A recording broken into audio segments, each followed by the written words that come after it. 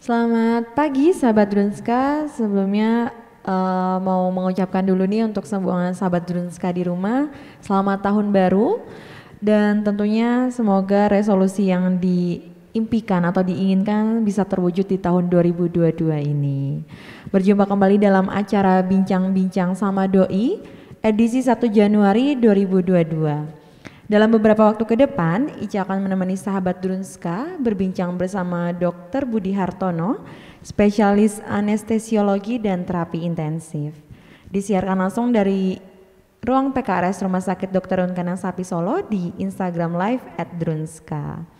Selamat pagi Dr. Budi, bagaimana kabarnya hari ini dok? Selamat pagi, luar biasa. Luar biasa ya dok, di awal tahun ya dok ya. Iya. Masih semangat ini dok. Semoga sahabat Drunska di rumah juga selalu dalam keadaan sehat ya. Tema kali ini yaitu nyeri pasca operasi yang mungkin menjadi kekhawatiran sahabat Drunska yang mungkin akan atau setelah menjalani operasi. Semoga diskusi kali ini bisa menambah wawasan dan menghilangkan kekhawatiran sahabat Drunska. Langsung saja kita mulai perbincangan kita dengan Dr. Budi ya.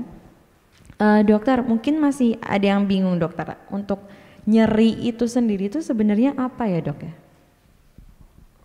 Nyeri sebetulnya mudah untuk memahami nyeri. Semua orang pasti akan mengalami nyeri. Betul. Tapi untuk definisi memang yang disepakati nyeri itu adalah pengalaman sensoris, pengalaman indera dan emosional yang tidak menyenangkan yang berhubungan dengan kerusakan jaringan atau yang berpotensi untuk rusak. Jadi nyeri itu adalah satu pengalaman. Jadi antar satu individu dan individu lain itu bisa berbeda-beda.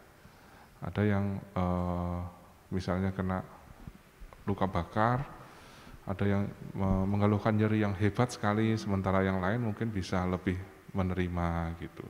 Jadi antar individu tidak selalu sama. Kemudian ada aspek emosi di situ, itu yang membuat memang masing-masing individu beda-beda gitu. Berarti toleransi orang yang satu dengan yang lain terhadap luka itu atau nyeri itu beda-beda ya dok? Iya beda. Berarti tadi kan dibahas tentang emosi dok, maksudnya emosi itu berarti bisa muncul rasa nangis seperti itu ya dok atau gimana dok?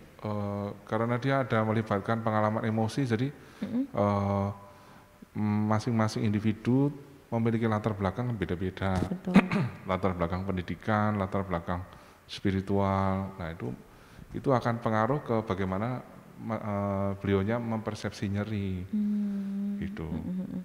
Berarti menanggapi rasa nyeri itu sendiri juga ya dok ya.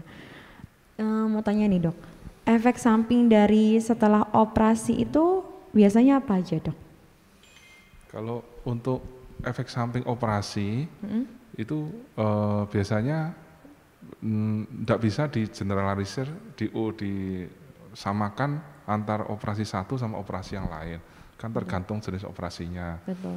Efek samping operasi misalnya di tangan atau di rongga dada, rongga perut atau di kepala pasti akan beda-beda. Tapi untuk secara umum efek samping pasca operasi, ikutan pasca operasi yang tidak menyenangkan, umumnya yang dikeluhkan adalah nyeri sesudah operasi dan mual muntah.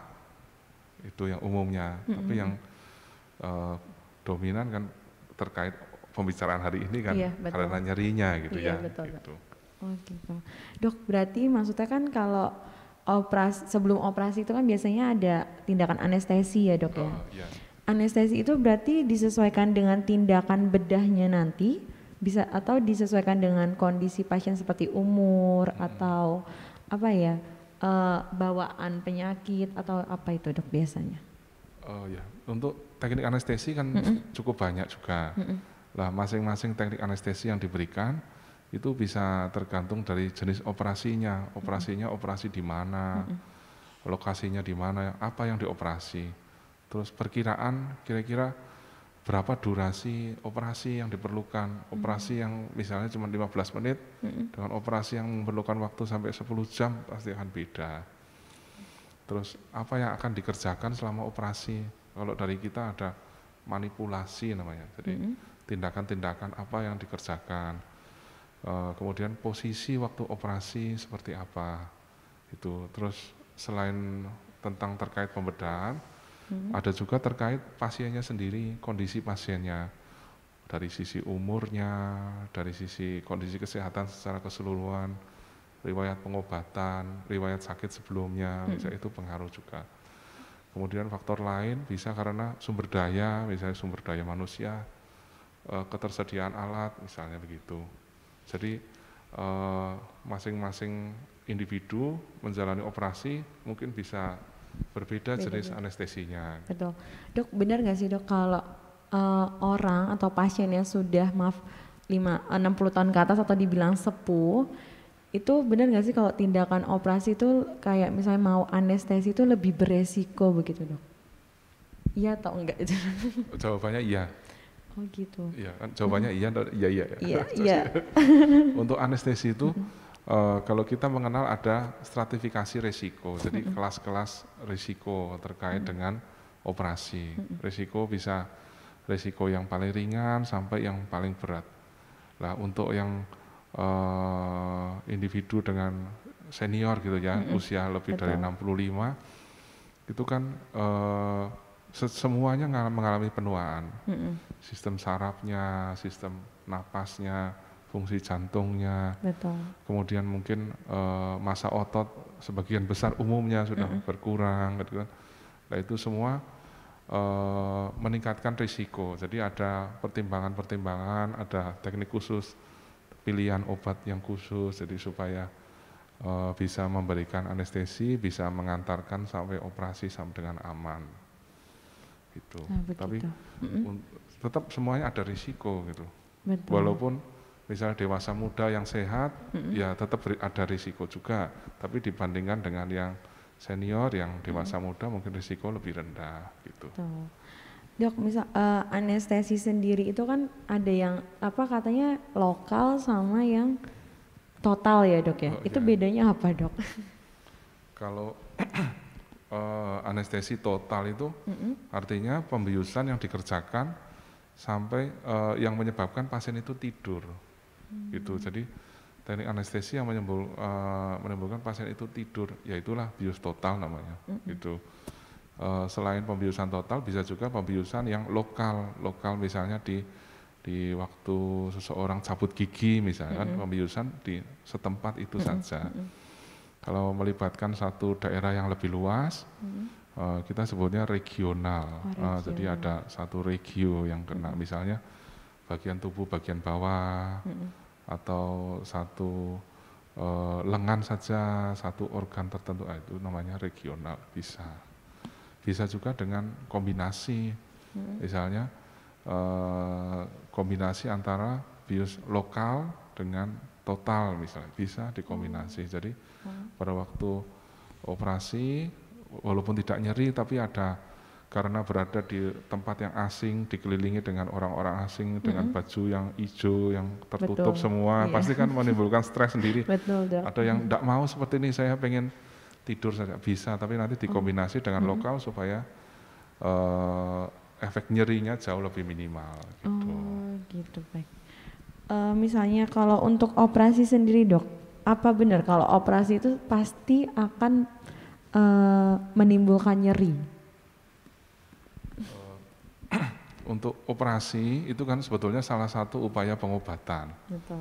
Operasi itu upaya pengobatan untuk melakukan koreksi terhadap kelainan strukturnya. Jadi misalnya ada nanah, ada organ yang sakit sehingga harus diangkat misalnya begitu. Nah untuk melakukan koreksi struktur itu dilakukan trauma, diberikan luka ke tubuh yang utuh, dilukai, kemudian baru dilakukan tindakan.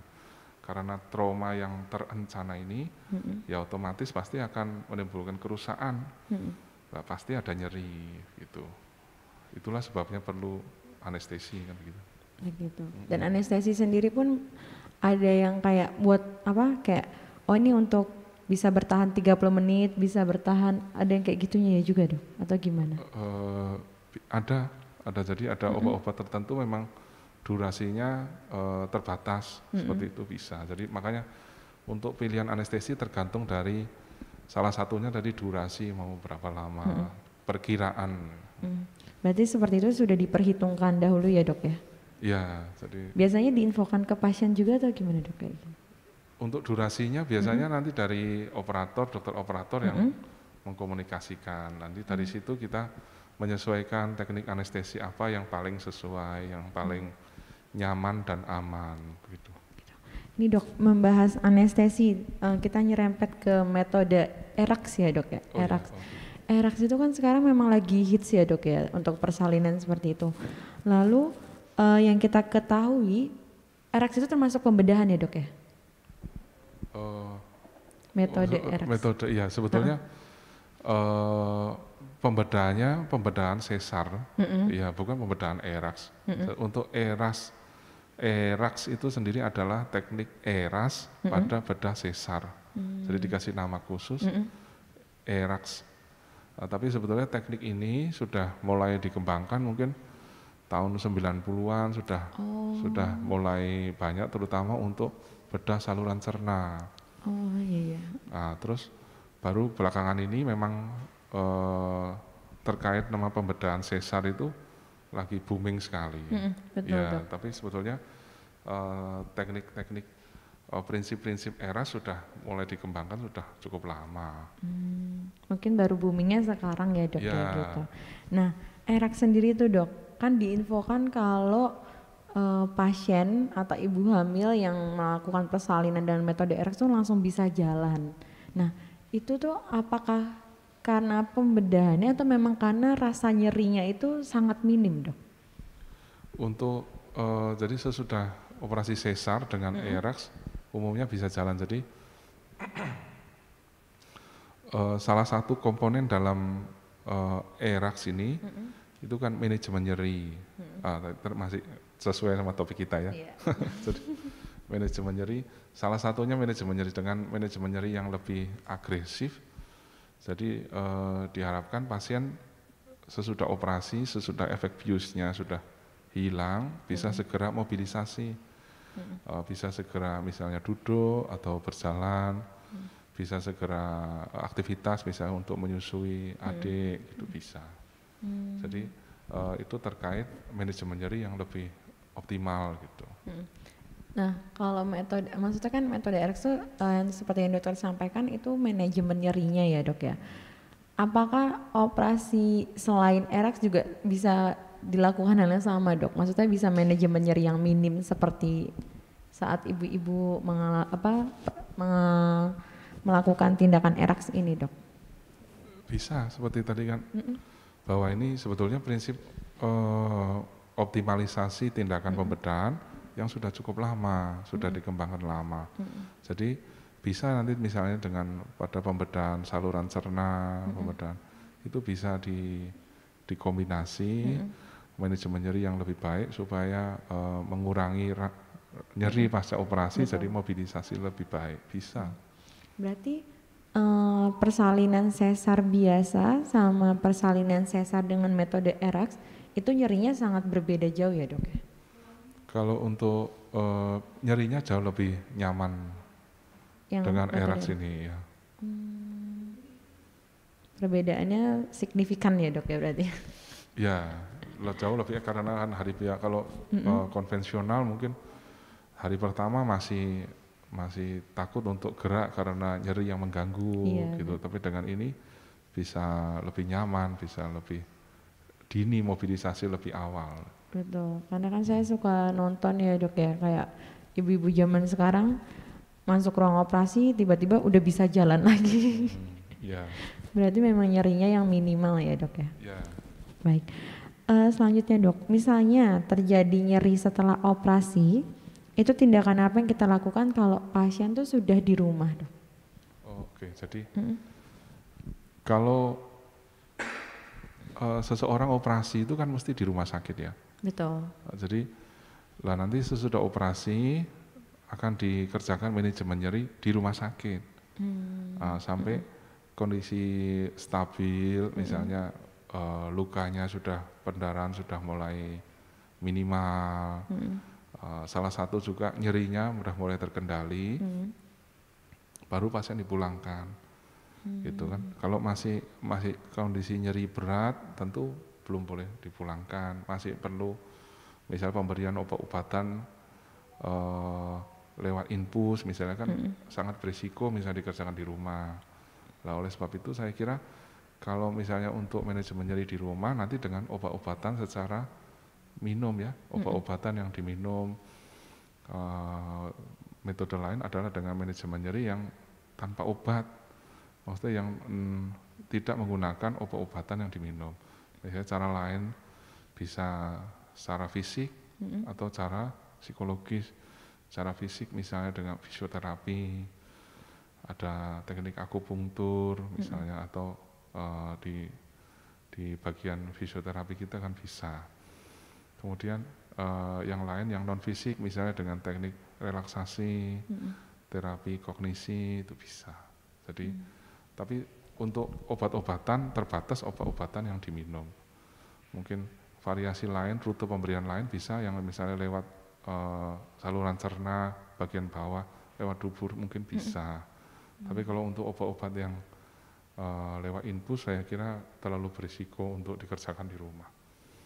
Tapi pernah nggak dok, maksudnya pasien tuh merasa sudah bisa pulang, sudah agak sehat, tapi ternyata pas sampai di rumah tuh di sekitar, maksudnya di bagian yang dioperasi tiba-tiba muncul nyeri lagi gitu, ada apa nggak ya?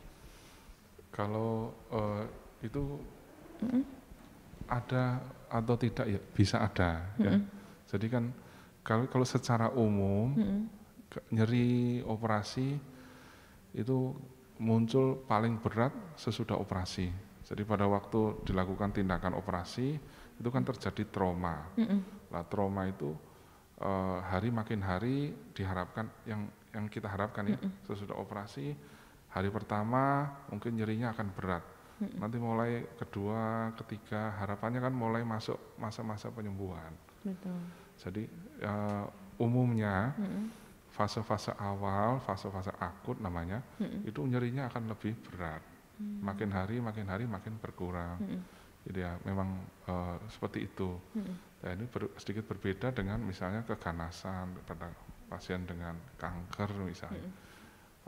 Proses penyakit kankernya sendiri bisa menimbulkan nyeri. Jadi kalau misalnya pada pasien-pasien yang seperti itu, biar luka operasinya mulai menyembuh, tapi kan proses penyakitnya masih ada. Nah itu bisa nyeri lagi bisa. Tapi kalau secara umum nyerinya tuh dari puncak terus berkurang seiring masa penyembuhan. Terus dok, misalnya pas luka tapi di rumah itu loh dok. Nah itu kan apa orang langsung, maksudnya kan kadang pasien kita juga nggak tahu ya pikiran pasien atau tiap orang kan berbeda-beda ya dok. Seperti yang tadi apa toleransi untuk rasa nyeri sendiri. Maksudnya apakah si pasien kalau misalnya mengalami nyeri di rumah apakah harus panik atau gimana gitu dok? Misalnya kayak aduh nyeri nih kayaknya infeksi, ataukah bisa ditakutkan seperti itu atau gimana dok? Ya nyeri sebetulnya rangsang nyeri kan rasa tidak nyaman ya. Betul. Tapi satu sisi dia juga satu anugerah itu. Anugerah karena dengan nyeri kita bisa mendeteksi ada sesuatu yang tidak beres. Ya toh? Kalau ada nyeri salah satunya itu ya untuk sebagai radar. Jadi kita bisa tahu ada bahaya yang datang. Kemudian yang kedua bisa berfungsi melindungi. Misalnya ini pada kondisi tangan yang sakit, maka kita akan berusaha membatasi tangannya tidak banyak gerak supaya tidak tambah rusak kan begitu. Nah, terus terkait dengan tadi pertanyaan nyeri sesudah operasi apa perlu panik ya? Jadi kalau pada sesudah operasi terjadi nyeri berat di rumah itu sebetulnya kan ada satu tanda, satu alarm gitu, ada sesuatu nih yang tidak beres nih gitu. Jadi kalau dengan obat-obatan yang sudah diberikan sesuai anjuran dokter yang di rumah sakit, dilanjutkan di rumah, ternyata masih ada nyeri yang berat, mungkin bisa kontrol dulu, atau misalnya kondisi yang mengganggu sekali bisa ke instalasi gawat darurat, nanti kan diperiksa lah apa betul ada kondisi alarm yang seperti itu atau karena proses radang biasa gitu. Bisa nanti dievaluasi, kalau memang perlu tindak lanjut pasti kan ditindaklanjuti. Kemudian dok, kan berarti memang harusnya konsul ke dokter ya dok ya? Iya. Terkait ini dok, mau lanjut ke terkait obat-obatan herbal. Bener gak sih dok kalau mengurangi nyeri itu, saya baca nih ya browsing ya dok kemarin tuh, ada yang katanya dikasih bawang putih, terus dikasih jahe, terus dikasih cabai apa ya, pungyang apa itu dok, itu bener gak sih dok? Kalau untuk manajemen nyeri sebetulnya bagus ya itu jamu-jamu gitu ya, kita sebutnya jamu obat tradisional gitu ya. Obat tradisional untuk pengobatan, salah satunya untuk pengobatan nyeri sebetulnya kan bagus karena itu mengembangkan sumber daya yang ada di sekitar kita. Betul. Tapi apakah pengobatan seperti itu baik untuk manajemen nyeri atau tidak, saya belum bisa komentar. Ya, karena kesatu seberapa banyak jahenya antar satu individu lain kan beda, ukurannya beda. Betul. Kemudian sampai studi-studi yang membuktikan keamanannya terkait dengan kondisi pasien, terkait dengan jenis operasi juga belum ada bukti ilmiah yang mendukung. Jadi untuk saya belum bisa merekomendasi. Tapi untuk kedepannya mungkin ini satu potensi yang baik untuk dikembangkan gitu. Cuman untuk sekarang saya belum bisa karena saya tidak menguasai efek sampingnya, dosisnya, takarannya terhadap obat-obat lain terhadap kondisi pasien kan belum tahu, belum ada data-datanya. Ya, jadi saya kira sebaiknya jangan dulu. Jadi sebaiknya periksa dokter aja ya dok ya. Kan ada nih dok kayak misalnya bekas operasi di luar ya dok, bukan yang dalam tuh kan dikasih jamu-jamuan ini biar cepet kering gitu. Itu berarti mending jangan ya dok ya. Jangan, apalagi itu di dekat luka ya, saya kira jangan ya. Daerah luka operasi pasti kan nanti diberi treatment khusus, kemudian ditutup dengan bersih gitu. Karena itu adalah daerah yang terbuka yang punya akses langsung masuk ke jaringan atau organ. Nah, kalau di situ nanti dikontaminasi, dikasih jamu, takutnya nanti kalau menimbulkan radang, memicu infeksi, malah jadi kan menimbulkan tambahan sakit juga. Betul dok. Iya. Ya. Dok, ini kan membahas tentang luka ini, nyerempet sedikit ya dok. Kan pengalaman saya nih dok, jadi kayak misalnya pernah kecelakaan gitu, terus kan luka ya dok. Itu tuh sebaiknya lukanya tuh harusnya ditutup atau dibuka, nggak apa-apa ya dok. Soalnya kan katanya ditutup tuh nanti lukanya banyak gitu. Nah itu gimana ya dok? Padahal kan kita yang mengalami luka itu tuh kan kayak takut sama nyeri kan ya dok. Jadi kan tenangnya pengennya ditutup. Cuman kata orang kan jangan ditutup. Itu yang benar tuh gimana sih dok? Ini luka lecet itu maksudnya? Iya betul. Kan mumpung membahas tentang luka nyeri ya.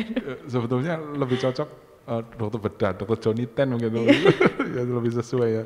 Tapi kan kalau prinsip luka pada waktu awal kejadian kan dibersihkan dulu. Betul. Setelah dibersihkan misalnya dengan air mengalir, sudah itu baru dibersihkan dengan obat itu ya. Nah, nanti selanjutnya kalau memang ada daerah yang terbuka mungkin lebih bagus ditutup ya, karena kan supaya tidak kontaminasi dari serangga, dari kotoran, debu misalnya begitu. Berarti mending disarankan untuk ditutup nggak apa-apa ya dok. Karena kan kalau orang tua tuh bilangnya luka tuh nggak boleh ditutup gitu. Mungkin ditutup kelamaan mungkin ya. Maksudnya ditutup kan nanti setelah periode waktu tertentu harus dibuka, dibersihkan lagi. Iya, gitu. Jadi maksudnya diganti secara berkala gitu ya dok. Baik. Ini dok lanjut lagi tentang rasa nyeri. Tindakan operasi apa dok yang minim rasa nyeri atau nyerinya cepat hilang? Selain metode ERAX tadi dok. Kalau kan tadi nyeri pada operasi itu kan terjadi karena trauma ya. Iya, jadi kalau betul. sekarang dikembangkan salah satu yang tindakan yang minimal invasif, jadi tindakan yang luka minimal. Misalnya yang dikembangkan di rumah sakit Dr. Un itu adalah tindakan laparoskopi. Nah, tindakan laparoskopi itu tindakan pembedahan dengan luka sayatan yang kecil. Nah, dengan luka itu lukanya kecil, maka diharapkan kan traumanya lebih kecil, maka nyerinya juga lebih minimal gitu. Tapi tidak semua jenis operasi bisa dikerjakan secara laparoskopi karena perkembangan teknologi sekarang ya, jadi masih selektif. Memang tapi sebanyakan sudah jauh lebih maju, makin hari kan makin teknologi makin baik, tapi ya salah satunya dengan laparoskopi itu saya kira. Oh berarti tergantung dari apa namanya tindakan pembedahannya ya dok. Ya. Semakin besar yang dibedah berarti kan semakin rasa nyerinya semakin besar gitu ya, Ya. dok. Berarti misalnya dok termasuk kitan itu termasuk pembedahan gak sih dok? Iya. Termasuk ya dok? Iya. Dan itu berarti termasuk yang minim rasa nyeri juga dok? Tindakan kitan itu kan biasanya kalau pada orang yang dewasa atau anak kooperatif bisa dikerjakan dengan bius lokal. Kalau pada waktu operasi ya tidak nyeri karena serabut sarafnya kan terblok oleh obat. Tapi sesudah operasi ya tetap akan nyeri.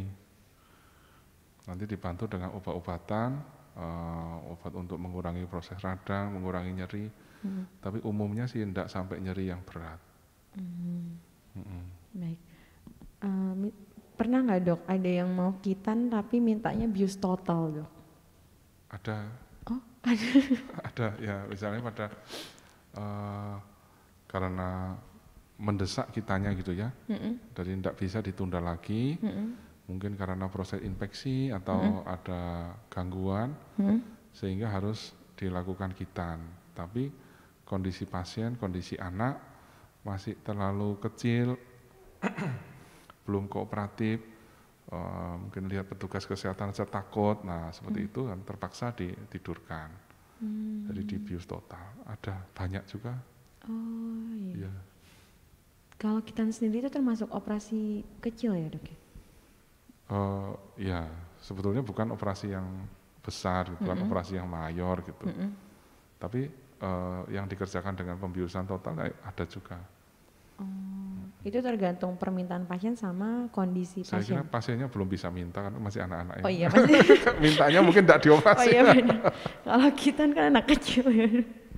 Oh berarti itu biasanya itu permintaan orang tua sama kondisi pasien ya? Iya kondisi pasiennya. Misalnya kalau cuman kitan karena itu mungkin bisa menunggu kan, mungkin bisa menunggu sampai anaknya kooperatif. Tapi kalau misalnya karena ada infeksi di saluran kemihnya, memang perlu secara medis ada keperluan untuk dikitan, terpaksa dikerjakan dengan pembiusan. Gitu. Baik, dok. Kalau luka operasi sendiri itu dok, itu apakah sembuhnya lama atau tergantung kondisi pasien juga dok? Oh ya, bisa dipengaruhi kondisi pasien. Misalnya status gizi, kemudian pada pasien yang misalnya usia lanjut atau pada pasien dengan obesitas, dibandingkan sama pasien dengan kondisi yang normal pasti ada pengaruhnya. Kemudian tingkat hygiene, tingkat kebersihan itu juga pengaruh. Status nutrisi, pasien dengan gizi yang baik, ada pasien yang gizi kurang, pasti akan ada perbedaan. Gitu.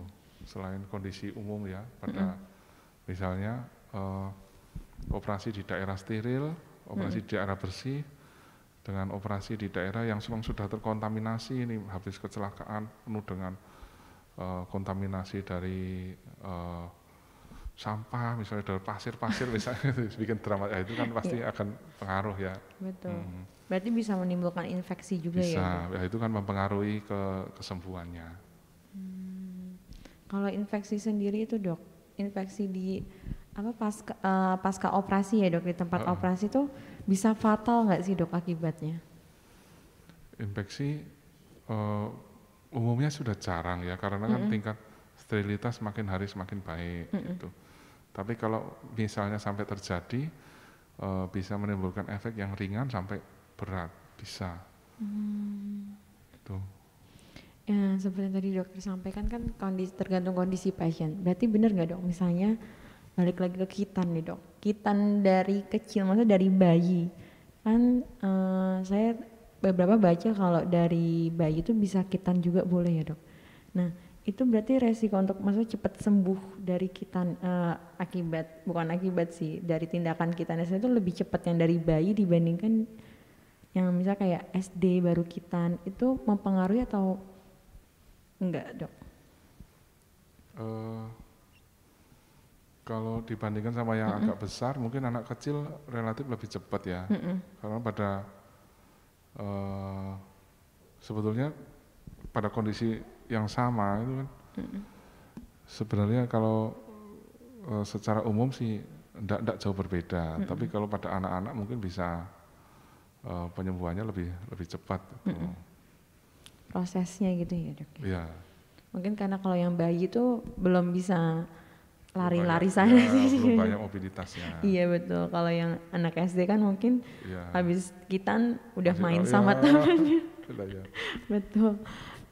Cuman pernah nggak, Dok, ada pengalaman habis kitan tiba-tiba datang ke rumah sakit kalau ternyata bekas kitan itu luka, atau kalau pembedahan kitan itu dijahit kan ya, Dok ya? Dijahit ya. Iya. Nah, pernah nggak, Dok, yang ada kasus kayak habis kitan terus sehari dia main ternyata jahitannya jebol gitu, pernah nggak, Dok? Ya ini sebetulnya lebih cocok ke dokter Joni Iya. lagi. Kan diserepetin Karena- nyeri nih, Ya, Dok. karena pasien kan tidak datang kepada saya, tapi Iya, benar. pengalaman dokter umum dulu ada yang misalnya luka apa terus infeksi gitu ada 1-2 tetap ada. Tapi maksudnya bisa disembuhin gitu ya, Dok ya? Bisa nanti dengan dibersihkan mungkin itu bisa.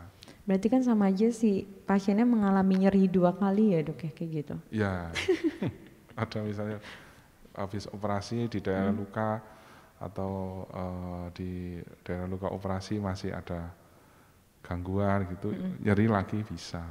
Oh, iya. Tapi umumnya kan seperti tadi saya ceritakan, umumnya nyeri pasca operasi itu sampai di puncak dulu, baru makin hari makin menurun.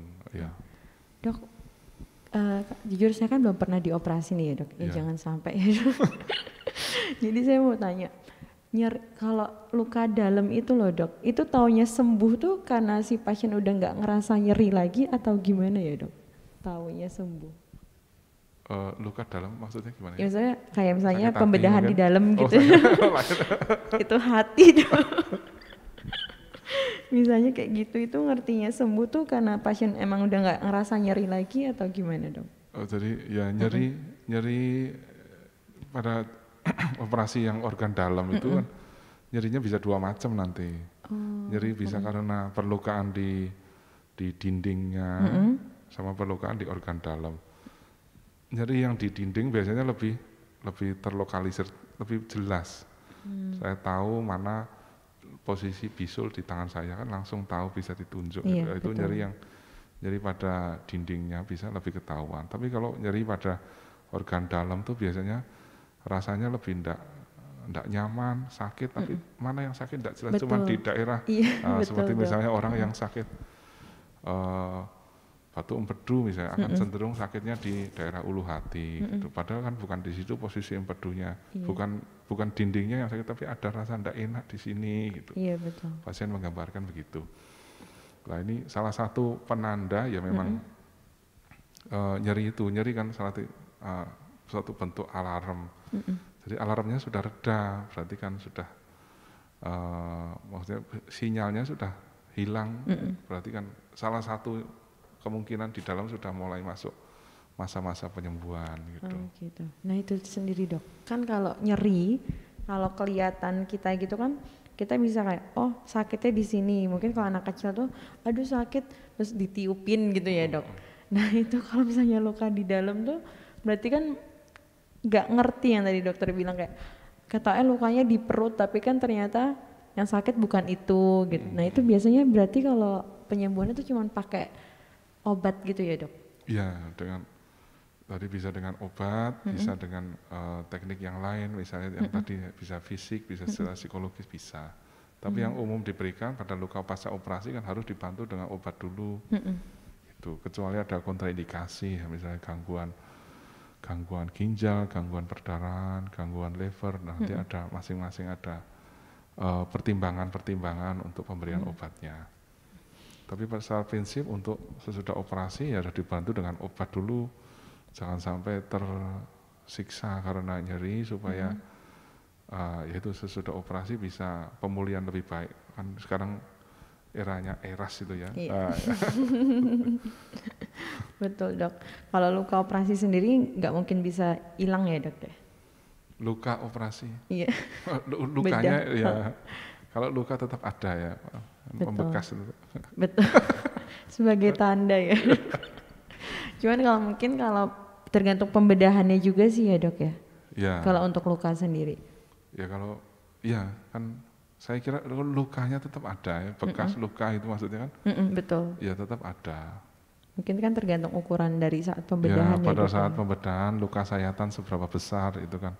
Kadang sengaja disembunyikan di daerah lipatan supaya tidak kelihatan. Ya, oh bisa ya dok kayak gitu ya? Itu nanti dokter bedah yang Iya. jelaskan. Siap dok. Nih dok, kalau misalnya cara untuk biar nggak terlalu merasakan nyeri itu ada nggak ya dok? Kalau untuk cara manajemen nyeri sekarang ini seperti penjahit itu. Jadi antar individu dengan individu lain mungkin beda. Jadi disesuaikan, tapi secara prinsip diberikan namanya multimodal. Berarti modalnya banyak itu maksudnya. Multimodal. Bukan, jadi Kirain nama obatnya. bukan, jadi nyeri itu kan ada proses mekanisme yang mencetuskan nyeri. Betul. Lah di masing-masing tahap ada secara klasik digambarkan ada empat proses. Empat proses, berbelitnya maaf ya. Ada 4 proses yang terlibat lah. Teknik pemberian obat untuk mengatasi nyeri pasca operasi itu diberikan dengan teknik multimodal, artinya diberikan dengan berbagai macam obat, tapi titik tangkapnya itu beda-beda. Ada yang di tahap 1, ada yang di tahap 2, ada di proses ketiga. Itu semua tujuannya untuk meminimalisir nyeri pasca operasi. Seperti contohnya pada ERAX misalnya. Pada ERAX itu sebetulnya waktu perut ibu dilukai, waktu operasi kan sakit. Tapi hantaran nyerinya tidak bisa nyampe. Jadi ibu tidak merasakan nyeri. Nah, tapi pada waktu pembiusan sudah diberi obat dulu yang obatnya jangka panjang. Jadi sesudah efek biusnya hilang, efek anti nyerinya masih bisa bertahan sampai bisa sampai 18 jam sesudahnya. Jadi makanya jadi mobilitas untuk pulih, untuk bisa aktif kembali bisa lebih cepat gitu. Dok, pernah nggak misalnya ada pasien kan pas ke operasi terus merasa nyeri, terus kan dikasih obat misalnya untuk durasi berapa lama gitu, ternyata belum sampai durasinya itu pasien masih merasakan nyeri. Nah itu ditambah obat lagi atau gimana dok? Pemberian obat kan biasanya diberikan pada frekuensi tertentu, misalnya setiap 6 jam, setiap 8 jam, setiap 12 jam, ada yang diberikan terus menerus, itu lewat infus misalnya. Nah itu masing-masing disesuaikan dengan karakteristik tiap-tiap obat. Ada obat yang dia bisa bertahan lama, ya tidak perlu sering-sering gitu. Tapi kalau pada kondisi tertentu manajemen nyeri belum cukup, pasien masih merasa nyeri yang berat, nanti bisa diberi kelola, misalnya dosisnya kurang atau perlu dikombinasi dengan obat lain. Berarti gitu. memang seharusnya pasien nggak merasakan nyeri lagi gitu ya dok? Kalau tidak merasa nyeri tidak bisa ya. Iya, maksudnya nggak merasakan nyeri agak lama gitu. Jadi sesudah operasi pasti akan nyeri. Betul. Karena kan memang ada trauma. Cuman yang diharapkan nyerinya itu tidak sampai nyeri yang berat. Nyeri ringan gitu masih bisa ditoleransi. Kalau masih nyeri sedang itu mungkin masih perlu intervensi, masih perlu upaya manajemen nyeri yang lebih baik gitu. Berarti misalnya tapi tetap nyeri ya, tidak bisa pain free, tidak bisa, tapi less pain gitu, bukan ya, painless. Nah kan kadang ada pasien yang kayak udah dikasih obat tapi masih sakit padahal sudah sesuai dosisnya misalnya gitu. Itu berarti kan manajemen nyeri dari pasien sendiri ya dok? Nah, itu seperti tadi dari awal bahwa nyeri itu kan pengalaman pribadi, masing-masing individu beda. Misalnya latar belakang individu juga beda, ekspektasinya dari awal itu juga mempengaruhi. Ada yang memang begini ya wajar, ada yang dari awal saya tidak mau nyeri sama sekali. Jadi waktu dapat nyeri ringan sudah merasa berat sekali ya. Itu masing-masing individu kan beda-beda, harus dihargai saya kira. Gitu. Masing-masing tetap perlu treatment. Bukannya kalau gitu kok nyakit, tidak bisa gitu. Nah, itu nggak boleh ngejudge ya dok? Iya, karena memang itu personal sekali, masing-masing individu beda-beda. Nah biasanya nih dok, kalau ada pasien yang kayak gitu, itu kan kalau dari dokter mungkin karena sudah sesuai dosis ya nggak akan dikasih obat lagi gitu. Nah biasanya motivasi ke pasiennya gimana dok? Misalnya kayak ya dinikmatin bu sakitnya gitu, nggak mungkin kan ya? Enggak, jadi ya tetap harus diatasi ya, nyeri yang terlalu berat, yang mengganggu tetap harus diatasi. Kalau memang dosis yang diberikan sudah optimal, mungkin perlu dipertimbangkan obat-obat atau cara manajemennya yang lain gitu. Tidak bisa dipaksakan, dibiarkan menderita nyeri ya, kasihan. Iya. Baik, berarti memang harus diatasi lah nyeri itu ya dok. Baik, harus ditindaklanjuti. Betul, jangan didiemin ya. Nanti takutnya efek samping. Wow, menarik ya dok ya untuk diskusi hari ini terkait nyeri pasca operasi. Sebelumnya mohon izin nih dokter mau menyampaikan beberapa informasi dulu untuk sahabat Drunska yang menyaksikan. Penting banget nih untuk sahabat Drunska yang hendak periksa ke rumah sakit, gak usah khawatir ya karena Drunska tetap aman. Sahabat Drunska bisa melakukan pendaftaran secara online dengan menggunakan aplikasi Drunska Mobile. Pendaftaran jadi lebih mudah dan dapat diakses di mana saja. Pendaftaran menggunakan Drunska Mobile berlaku H-7 hingga H-1 tanggal periksa. Menginformasikan juga buat sahabat Drunska yang di rumah namun hendak periksa dengan dokter, bisa dengan menggunakan pelayanan telemedicine di mana konsultasi tatap muka bisa dilakukan melalui aplikasi smartphone dan untuk obatnya bisa diantar juga dengan layanan antar obat. Dokter Budi, tidak terasa dokter waktu perjumpaan kita dengan sahabat Drunska hampir habis. Terima kasih dokter untuk edukasi informasi hari ini tentang nyeri pasca operasi ya dok. Jadi sama-sama. Betul. Jadi yang di rumah sekarang mungkin nambah wawasannya nih dok. Dan mulai nggak khawatir lagi misalnya yang mau operasi ya dok.